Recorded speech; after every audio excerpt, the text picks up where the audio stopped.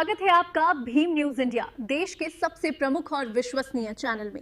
आप देख रहे हैं भीम न्यूज इंडिया। नमस्कार, मैं आपके साथ हूं। आइए जानते हैं आज की ताजा अपडेट्स। देश और दुनिया में क्या चल रहा है उसकी पूरी जानकारी लेकर हाजिर हैं। सबसे पहले बात करते हैं आज के मुख्य समाचार की। हम सरकार के भरोसे नहीं, सरकार हमारे भरोसे है, ये कहना है बाप पार्टी यानी भारत ट्राइबल पार्टी के सांसद राजकुमार रोत का। उन्होंने एक आदिवासियों की आम सभा में ये बात कही। देखिए क्या कुछ कहा उन्होंने। आप देख रहे हैं भीम न्यूज इंडिया। मैं हूं आपका दोस्त विनय कुमार सिंघल। और यह संघर्ष किस लिए करना है? अपने समाज के हक अधिकारों के लिए करना है, जल जंगल जमीन बचाने के लिए करना है। और फिर बात आई कि संघर्ष कैसे करेंगे, तो एकजुट होंगे तो संघर्ष होगा, ये बात आई। फिर नारे लगे, एक तीर एक कमान, आदिवासी एक समान। हम जिस मंच से, जिस जगह से हम बोलते हैं, हम जहां खड़े हैं, हम जहां बैठे हैं, अगर इस शब्द की यही पालना नहीं होती है तो संगठित नहीं हो सकते। और संगठित नहीं हो सकते तो हम संघर्ष नहीं कर सकते हमारे हक अधिकारों के लिए। साथियों, इस देश के अंदर 2011 की जनगणना के हिसाब से 140 करोड़ के आसपास पॉपुलेशन है। और इसमें आदिवासियों की बात आती है, 10 करोड़ 43 लाख आदिवासी समुदाय जो रिकॉर्डली है। 3 से 4 करोड़ आदिवासी अपने कागजी आदिवासी प्रमाण पत्र लेने के लिए संघर्ष कर रहा है देश में। आज 2026 है और 2026 के हिसाब से अगर बात करें तो भारत देश के अंदर रिकॉर्डली जो आदिवासी है 13 करोड़ के आसपास है। और 5 करोड़ के आसपास संघर्ष कर रहा है। नॉर्थ ईस्ट का देख लो, साउथ का देख लो, हमारे गुजरात का देख लो, महाराष्ट्र का देख लो। और जो 13 करोड़ आदिवासी है, इनमें से अधिकतर संघर्ष कर रहे हैं। मेरे राजनीतिक जीवन में मुझे 2 बार विधायक बनने का अवसर मिला मेरे विधानसभा क्षेत्र की जनता की ओर से। और आप जैसे साथियों की बदौलत मेरे संसदीय क्षेत्र बांसवाड़ा डूंगरपुर की जनता की वजह से मुझे सांसद बन के अवसर मिला। मैं बैठे बैठे विचार कर रहा था, कई साथी पूछ रहे थे, राजकुमार जी आपका नंबर कब आ रहा है? मैं मन ही मन हंस रहा था कि देश की संसद में रात की 1:30 बजे तक बैठता हूं तो हमारे आदिवासी भाइयों की आवाज उठाने के लिए, तो यहां पर मुझे 5 बजे तक बैठने में कोई दिक्कत नहीं है। जिस देश की संसद में भूखे प्यासे रात की 1:30 बजे तक बैठा हूं आदिवासियों की आवाज बनने के लिए, तो मुझे यहां पर रात की 6 बजे 7 बजे 8 बजे तक बैठने में कोई दिक्कत नहीं है। मन ही मन हंस रहा था। साथियों, संघर्ष करना है तो संघर्ष करना है तो पेशेंस रखना है हम सबको। मैं बात कर रहा था, 13 करोड़ के आसपास आदिवासी है इस देश के अंदर रिकॉर्डली। पूर्व में पैसा कानून को लेके, 5वीं अनुसूची को लेके, फॉरेस्ट राइट एक्टों को लेके बात हुई, तो 13 करोड़ में से अधिकतर आदिवासी समुदाय संघर्ष कर रहा है। कोई आरक्षण के लिए कर रहा है, कोई अपना घर बचाने के लिए कर रहा है, कोई अपनी पहचान को जिंदा रखने के लिए कर रहा है, कोई जल जंगल जमीन के लिए कर रहा है। फॉरेस्ट राइट एक्ट की पूर्व वक्ताओं ने बात की, भारत देश के अंदर 25 लाख वन अधिकार अधिनियम के दावे प्रक्रियाधीन पेंडिंग पड़े हुए हैं।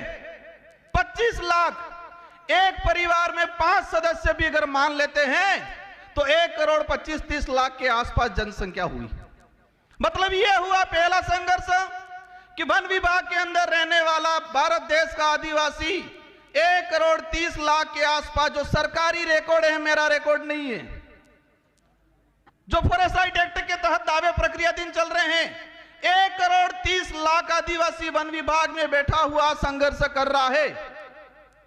और कागज में नहीं आया है रिकॉर्ड में, वो 1 करोड़ और होगा।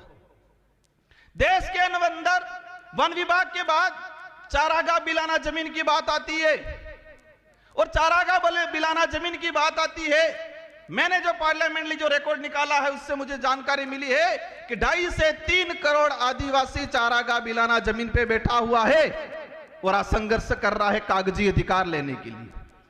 साथियों, एक बात की समझना पड़ेगा, हम अधिकार की बात कर रहे हैं। इस जमीन पे हमारा पुरखाई अधिकार है, हम कहते हैं इस देश के मूल मालिक हैं, लेकिन कागजी अधिकार के लिए संघर्ष कर रहे हैं। कौन सा अधिकार चाहिए? कागजी अधिकार। उस जमीन पे आजादी से पहले हमारे बाप दादा बैठे हैं, उन्होंने कुआं खोदा है, मकान बनाया है, लेकिन उसके पास कागज नहीं है। अब यह समझने पड़ेगा कागज कब जाएगा उस परिवार में, उस समाज में। जब एजुकेशन जाएगा, उस स्कूल जाएगी, पढ़ा लिखा होगा तो कागज जाएगा। जिस समाज में एजुकेशन ही नहीं गया, आज पहली पीढ़ी एजुकेशन प्राप्त कर रही है और उनसे कहा जाता है कि अधिकार हो तो कागज दो। ये कागजी अधिकार। हम प्रयास करेंगे। देश के अंदर अनेक शोध संस्थाएं हैं, इसरो है, बड़े बड़े सैटेलाइट लगे हुए हैं, तो उन सैटेलाइटों से पता क्यों नहीं लग रहा है कि आदिवासी कब से बैठा हुआ है उस धरती पे, उससे कागज क्यों मांगा जा रहा है?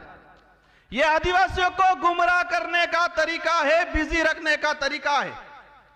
सैटेलाइटों से छोटी छोटी चीजें कवर हो रही है और उस पे भी मैंने जाने का काम किया, लेकिन ये सैटेलाइट और ये सरकार, हमारे पूर्व जनजाति आयोग के अध्यक्ष जी ने कहा कि 2005 से पहला बैठा हुआ हर आदिवासी को पट्टा मिलना चाहिए, लेकिन सरकार क्या कह रही है? सैटेलाइट से देखेंगे, जिसका मकान है उसको देंगे। और हमारा मकान क्या छत वाला रहता है कि झोपड़ी वाला रहता है? ये सैटेलाइट, ये सरकारें झोपड़ी वाला जो मकान है, हमारा केलुपोस मकान है, जो हमारा कुआं है, उसको मकान नहीं मान रही है। जो 4 दीवारी बनी हुई है, जिसकी छत लगी हुई है, उसी को वो मकान मान रहे हैं। अगर इस स्थिति में हमारे अध्यक्ष जी अगर कह के जाते हैं क्या हमें मिलेगा पट्टा? स्थिति इसके अलावा क्या बटे? इनसे ज्यादा तो लड़ रहे धर्मों में, पार्टियों में।